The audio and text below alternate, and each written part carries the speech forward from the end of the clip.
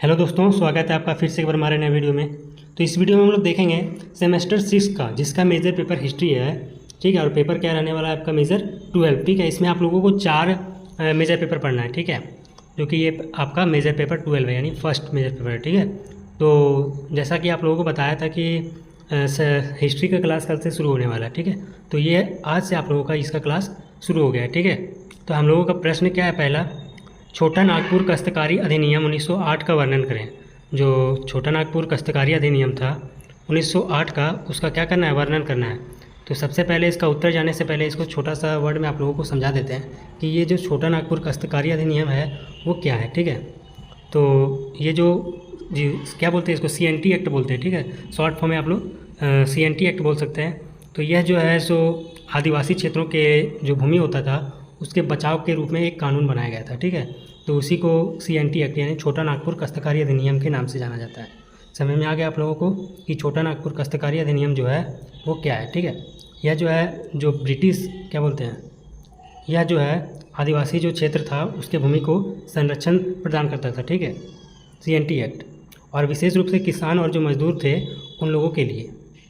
तो चलिए आप लोगों को इसका उत्तर बताते हैं। उत्तर क्या हमारा, छोटा नागपुर काश्तकारी अधिनियम 1908, जिसको CNT एक्ट भी बोला जाता है शॉर्ट फॉर्म में। ठीक है, भारत के झारखंड राज्य जो अभी पूर्व में क्या था, बिहार का हिस्सा था। ठीक है, झारखंड जो था वो बिहार का हिस्सा था पहले। ठीक है, जो अभी है, उस समय क्या था, आदिवासी क्षेत्रों की भूमि को संरक्षण देने वाला एक महत्वपूर्ण कानून था। कौन, CNT एक्ट जो था भारत के झारखंड राज्य के आदिवासी क्षेत्रों का जो भूमि था उसका संरक्षण में महत्वपूर्ण योगदान था। ठीक है, ये कानून CNT एक्ट, यह अधिनियम छोटा नागपुर क्षेत्रों के किसानों एवं विशेष रूप से आदिवासियों की भूमि पर उनके अधिकारों की रक्षा के उद्देश्य से लागू किया गया था। इसका जो अधिनियम था वो मुख्य रूप से बताया ना आप लोगों को कि किसानों और विशेष रूप से आदिवासी जो लोग थे उसके भूमि के अधिकारों का रक्षा करने के लिए इस उद्देश्य से आप लोग इसको बनाया था, इस CNT एक्ट को। समझ में आ गया आप लोगों को। अब आगे थोड़ा सा चलते हैं। आगे क्या है, इस अधिनियम संक्षिप्त नाम क्या है, जो बड़ा नाम है छोटा नागपुर काश्तकारी अधिनियम 1908 है। इसका जो संक्षिप्त नाम है आप लोग को दिख रहा है यहाँ कि छोटा नागपुर काश्तकारी अधिनियम का पूरा नाम क्या है, छोटा नागपुर काश्तकारी अधिनियम 1908। ठीक है, इस अधिनियम का पूरा नाम यही है।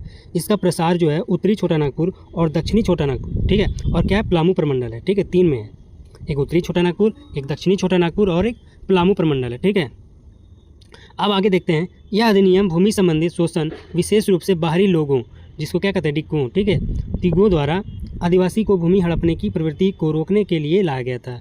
इसका मुख्य उद्देश्य क्या था कि विशेष रूप से जो बाहर के लोग आते थे, अंग्रेज़ वगैरह, वो उसके मतलब बाहरी जनजाति के लोग आदिवासी के जो भूमि होता था उसके ज़मीन को हड़पने के लिए बाहर से जो लोग आता था उसको क्या कहते हैं, तिक्कू कहते हैं। ठीक है, अब आगे देखते हैं क्या है हमारा, छोटा नागपुर काश्तकारी अधिनियम में एक विस्तृत अधिनियम है। ठीक है, यानी बड़ा फैला हुआ कानून है। ठीक है, जिसमें कुल 271 धाराएँ हैं। कितना 271 धाराएँ हैं। ठीक है, कई उपाध्याय हैं। ठीक है, और यह कानून खासकर झारखंड के क्षेत्र जो पूर्व में छोटा नागपुर डिवीज़न के आदिवासी की भूमि की रक्षा के लिए बनाया गया था।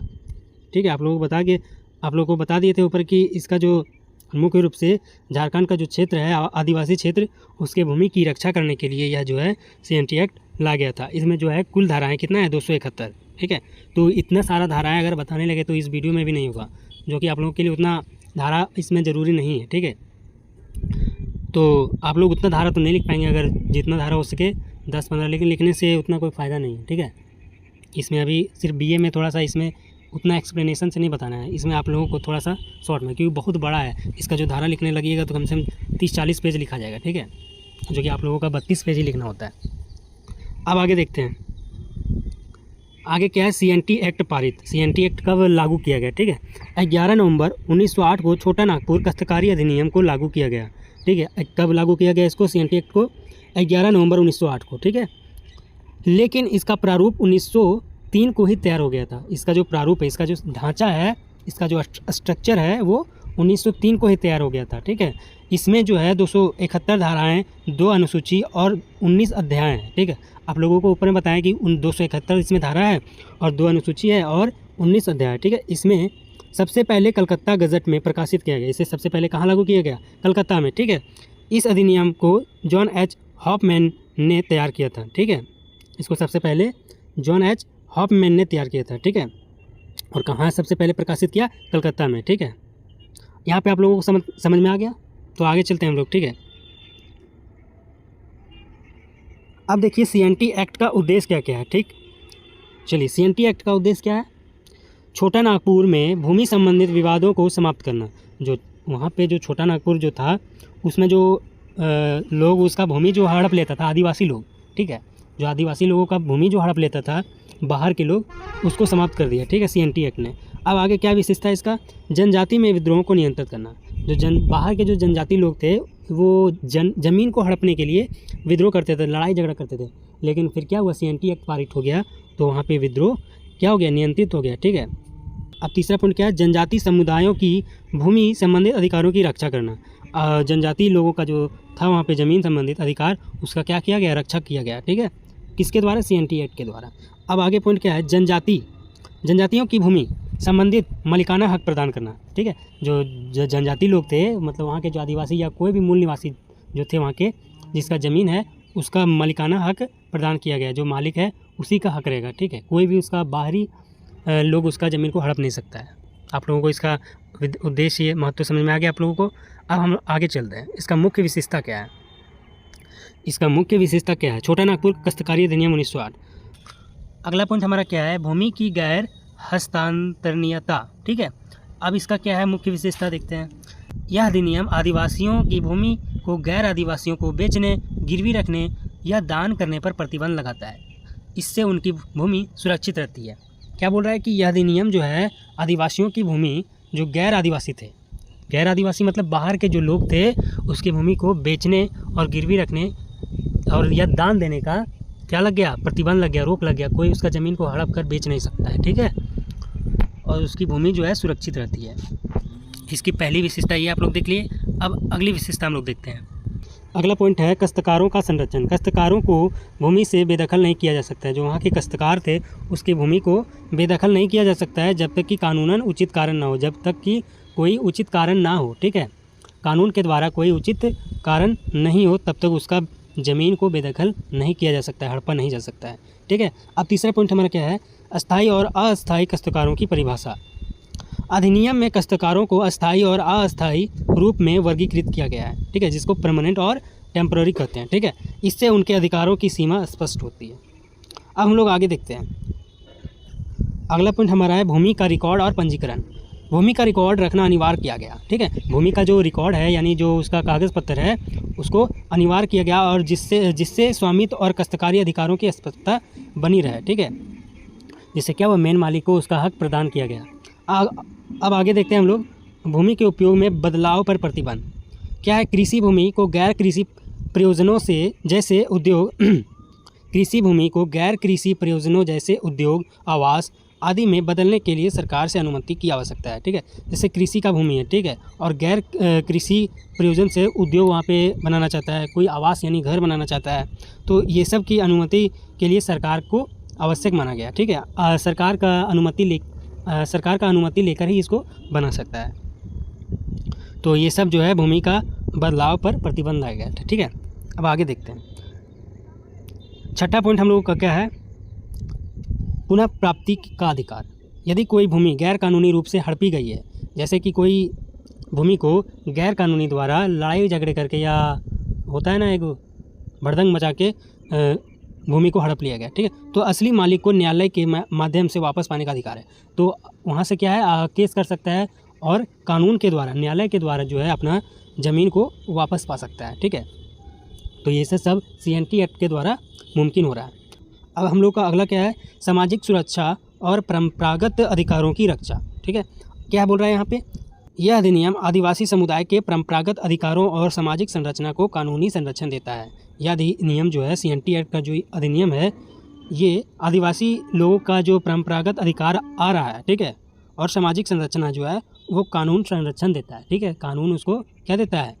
प्रोटेक्ट करता है उसको। अब आगे देखते हैं हम लोग।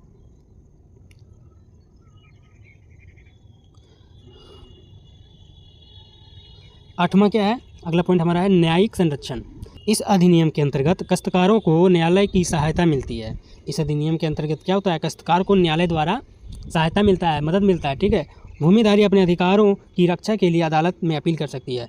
जो भूमिधारी है, जो मालिक है उसका भूमि का, वो क्या कर सकता है, अदालत में दरखास्त कर सकता है, FIR दर्ज करा सकता है, ठीक है। अपने ज़मीन को अगर कोई हड़प लिया तो उसको केस करा सकता है, ये न्यायालय द्वारा होता है। अब हम लोग आगे देखते हैं छोटा नागपुर काश्तकारी अधिनियम के प्रमुख विद्रोह। बहुत सारा, जब CNT एक्ट हो रहा था तो ऐसा थोड़ी को ना है कि कोई बिना विद्रोह का ये मतलब सफल रहा, ठीक है। तो इसमें बहुत सारा विद्रोह भी हुआ था, जिसमें प्रमुख जो है उसको हम बता दे रहे हैं। पहला क्या आप लोगों का कोल विद्रोह, जो कब से कब तक चला, 1831 से 1832 तक, ठीक है। यह विद्रोह छोटा नागपुर के कोल आदिवासी द्वारा भूमि पर बाहरी कब्जे और ब्रिटिश शासन के खिलाफ था। इसका उद्देश्य अपनी पारंपरिक भूमि व्यवस्था की रक्षा करना। यह जो कोल विद्रोह हुआ था वो कहाँ हुआ था, छोटा नागपुर में, ठीक है। क्यों हुआ था कि जब बाहरी ब्रिटिश शासन के लोग यानी अंग्रेज़ लोग बाहर से आकर आदिवासी लोगों का भूमि को हड़प कर ले जाते थे, ठीक है। ले जाते थे यानी अपना हक प्रदान करते थे, ले क्या जाएंगे भूमि को। इसका उद्देश्य अपनी पारंपरिक भूमि व्यवस्था की रक्षा करना, ठीक है। तो इसका उद्देश्य क्या था, अपनी भूमि को रक्षा करना, CNT एक्ट को, ठीक है। अब आगे देखते हैं हम लोग। अगला पॉइंट क्या है, हो विद्रोह, ठीक है। ये कब से कब तक चला, 1820 से 1837 तक। सिंहभूम क्षेत्र के हो आदिवासियों ने अंग्रेज़ों के खिलाफ विद्रोह किया। कारण था कि भूमि कर और बाहरी लोगों का हस्तक्षेप। देखिए, हो विद्रोह हुआ था 1820 से 1837 तक, ठीक है। क्या था इसका कारण, सिंहभूम क्षेत्र के हो आदिवासियों ने अंग्रेज़ों के खिलाफ क्या किया, विद्रोह किया, लड़ाई कर दिया, क्रांति कर दिया, ठीक है। कारण क्या था, भूमि और भूमि कर, जो भूमि का जो कर बढ़ा दिया और बाहरी लोगों को हस्तक्षेप हुआ, यानी बाहर के लोग आकर उसका भूमि को छीन लेते थे। अब आगे हम लोग देखते हैं मुंडा विद्रोह। अब आगे हम लोग देखते हैं मुंडा विद्रोह, जिसको उलगुलान कहते हैं, ठीक है। ये कब से कब तक चला, 1899 से 1900 तक, ठीक है। बिरसा मुंडा के नेतृत्व में हुआ यह विद्रोह ब्रिटिश शासन और जमींदारी व्यवस्था के खिलाफ था, ठीक है। जो मुंडा विद्रोह था, ये जो था वो ब्रिटिश शासन के खिलाफ, जमींदारी व्यवस्था के खिलाफ था, ठीक है। यह विद्रोह जो था किसके खिलाफ था, अंग्रेज़ों के खिलाफ। इसका प्रमुख उद्देश्य क्या था, आदिवासियों की भूमि की रक्षा करना, ठीक है। इसका मुख्य उद्देश्य क्या था कि आदिवासी का जो भूमि था उसका रक्षा करना और बाहरी लोगों को हटाना। जैसे कि अंग्रेज़ ही बाहर से आके इन आदिवासियों का भूमि को हड़प कर रख लेते थे, ठीक है। अब यहाँ पे आप लोगों का वीडियो जो होता है समाप्त होता है, ठीक है। तो आप लोगों को वीडियो कैसा लगा, अगर ज़रा सा भी इन्फॉर्मेटिव लगा तो प्लीज़ वीडियो को लाइक सब्सक्राइब जरूर करें, और इसका जल्द से जल्द हम नेक्स्ट वीडियो अपलोड कर देंगे, ठीक है। तो आप लोग चैनल पर नए होंगे तो सब्सक्राइब कर लीजिए, ताकि और भी इसका वीडियो आगे मिलता रहे, ठीक है। मिलते हैं नेक्स्ट वीडियो में, तब तक के लिए जय हिंद।